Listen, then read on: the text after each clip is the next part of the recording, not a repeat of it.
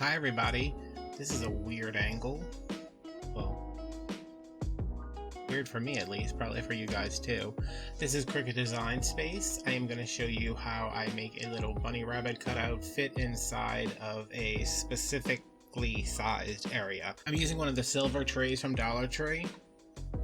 I'm going to paint it, you're going to see that later, and I just want to make sure that the rabbit is going to fit right in the middle of there. So I know my tray is 10 inches high by 6.5 inches wide, so I'm going to go to the shapes and I'm going to pick out a circle. Move that over. And I'm going to come up to size right here, and it's 6.5 wide.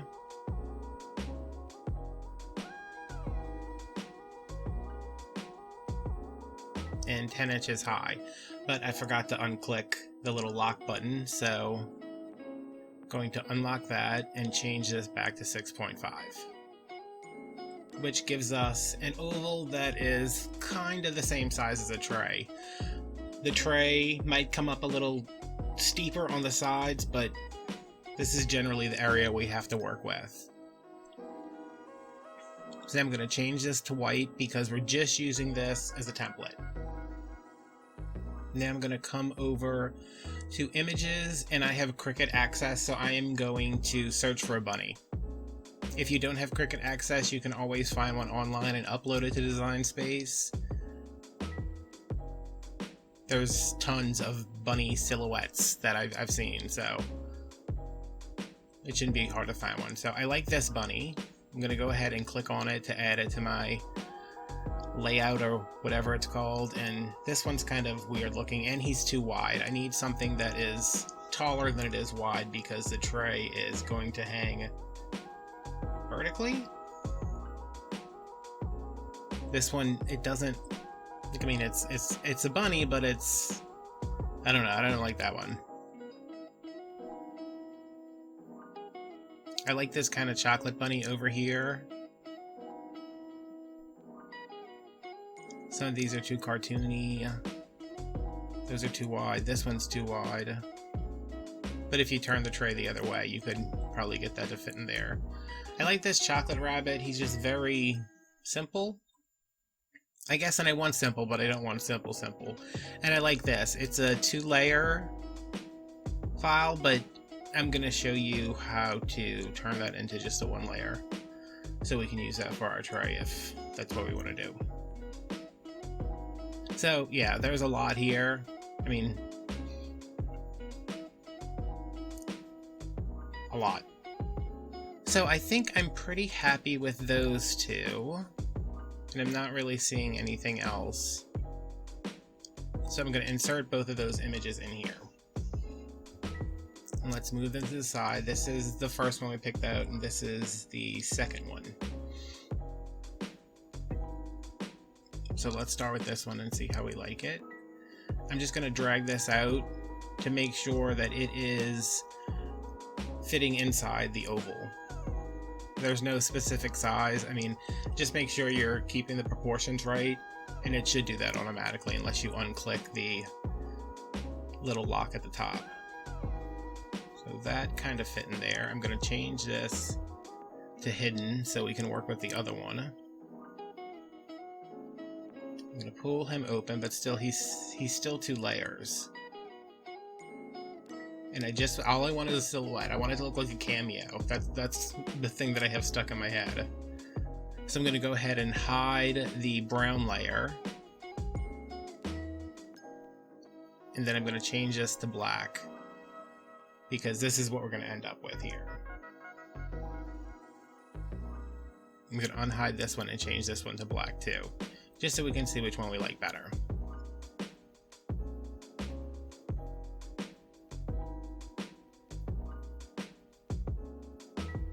Move him over, let's try him again. I like this one.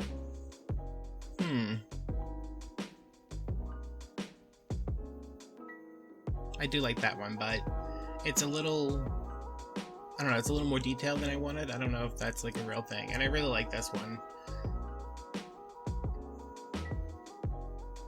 So I'm going to just kind of center that in a way that I think looks great. Like that looks centered to me. Nice little margin all the way around. You don't want him like, you don't want him in there as big as the oval is, because he needs to be inside the oval with a little bit of room for error, a little margin of error around there, because we are eventually going to have to place this onto an oval.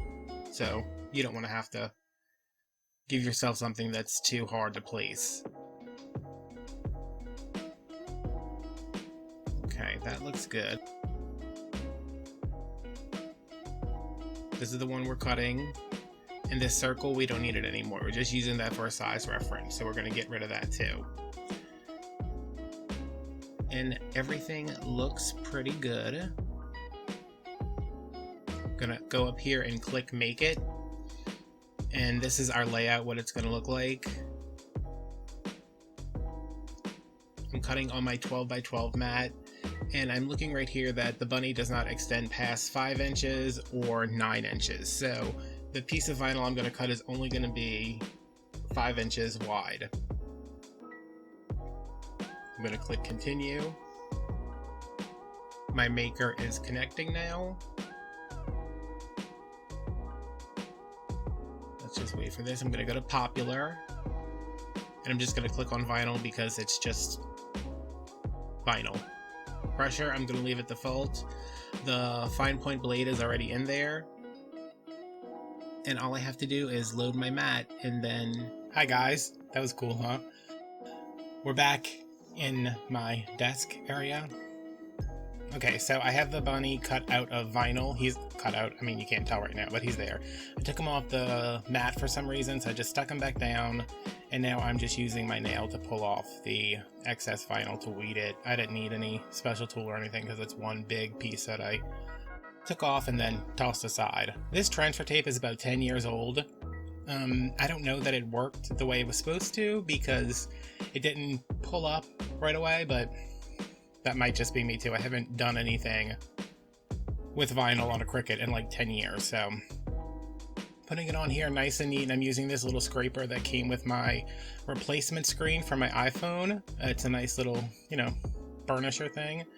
Peeling the paper off the back of the vinyl. Now the vinyl is stuck to the transfer sheet, and now we just... Oh, you guys, this took so long. It's hard to get it inside that spot, even though we left plenty of room in the file. It was hard to get it lined up, and the tray is spray painted, so I was worried it might lift up the paint. I don't know. I ended up just making sure that the bottom was straight with the bottom of the tray, and everything else I was just like seeing here, okay, well, it's the right size. I felt like I measured something wrong, but I got it on there, place it down, and this is just a Dollar Tree tray. I spray painted. I was going to chalk paint it, but I was worried that the chalk paint would come up when I removed the transfer tape. Don't know if I needed to be, but I was. And because this is painted, see, it's just made sure it was straight at the bottom right there. Because this is painted, I don't want to go in with something hard to burnish the vinyl down, so I am using a clean beauty blender because I have about 1,000 of them from when I used to do makeup. So I'm just getting that down pretty good. There's some bubbles in there, not to worry. And look at that, it came off so nice and neat. But I do think it would have pulled chalk paint away, so here it is, it's on there. Looks pretty good except for those bubbles. I'm going to take my beauty blender. This is not a real beauty blender, it's just a makeup sponge. A firm makeup sponge. I think they sell them at Dollar Tree. This is not, I don't know where this one came from, but I don't buy the ones from Dollar Tree for makeup. So anyway, I am just going around there and making sure everything is pressed down really good with the sponge because it's soft and I don't want to scratch the paint. So that looks pretty good. Now I am using my Distress Crackle. Trying really hard to get this open. Might have to go get the 6-year-old little girl down the street to open it for me because I'm very weak. So dusting off all the crap that just fell on there, and I'm going to take my sponge brush and I'm going to clean it off and then dust off the crap that fell on the tray again before I start painting. Excuse me, before I start moving the paint around. Do I get it off? No. Oh yeah, I do. Okay. So I am putting this on. If you haven't seen the other video where I use this, the thicker the coat you put on, the bigger the cracks are going to be. Or is it the finer? Oh, I can't remember now. Put it on pretty thick. Put it on thicker than you think you need to, because you're going to put it on and be like, oh, that's like going to take forever to dry. It doesn't take that long to dry. And see how I'm getting it all over the bunny? My plan was to have everything nicely cracked so it looked like the bunny was like painted on there and it's underneath the old glaze and it's all antique-y. Don't worry about the bunny, because guess what? This doesn't stick to vinyl. Probably something I should have known. See those globs? If you have that anywhere else, that's fine, because it's just going to add more texture once it cracks. Why is everyone in my neighborhood making so much noise today? Just want to move to the middle of the woods. Watch my videos, like, comment, and subscribe so I can move to the middle of the woods one day.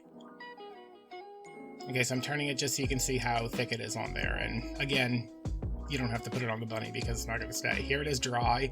Looks awful, but yeah. See this? All came off. So I thought this was ruined when I saw it drying and realized it wasn't sticking, and then I was like, well, if it's not sticking, why can't I just take it off? So that's what I did. Just rubbed my finger against it, it all came off. So if you do this, you put the vinyl on, you try to put the crackle over it, you get a little bit on the vinyl, don't worry about it, it'll rub right off. And now I'm just taking a paper towel and getting all the kind of dust off, the dried up glaze. And now I am using Waverly's Distress Wax. And I'm starting out with it pretty heavy on the border because I definitely want that the darkest, because there's, you know, embossed areas there and I want that to stand out. And your hands are going to get messy, you know, that's just how it is. So I've got it all over there, and I am going into the actual bottom of the tray.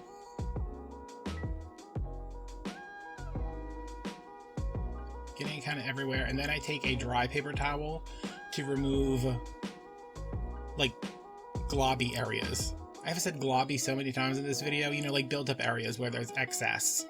I'm getting that off of there, trying to get it to a more even coverage.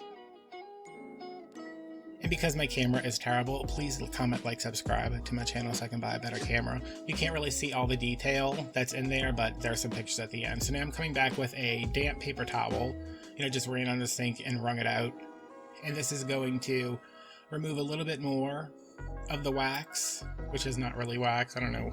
I mean, I don't know why they call it that.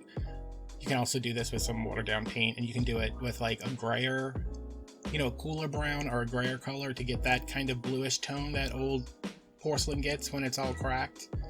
But yeah, take off as much as you want, leave as much as you want. And after everything's like completely dry, I did go back and kind of clean off the bunny a little bit more because he had a little bit of residue on him. So this is what it looks like. I have just a piece of jute glued to the back to make a little hanger. Look at that cracking. Isn't that cool? I think those are the bigger cracks. See where it's like more condensed. And it just looks like old and dirty, which is what some people like. I mean, I'd rather this in my house than like a fluorescent pink bunny rabbit that looks like a peep. But yeah, cool texture, nice finish. I really like the way this came out. You don't have to use a bunny. Do whatever you want. Paint this any color you want. Throw a crackle on top of it. Distress it however you want. Very cool. So I hope you guys like this. I hope the design space tutorial worked out for you. And, you know, comment, like, subscribe so I can move to the middle of the woods. I will see you guys on Wednesday with something new. So see you then. Bye-bye.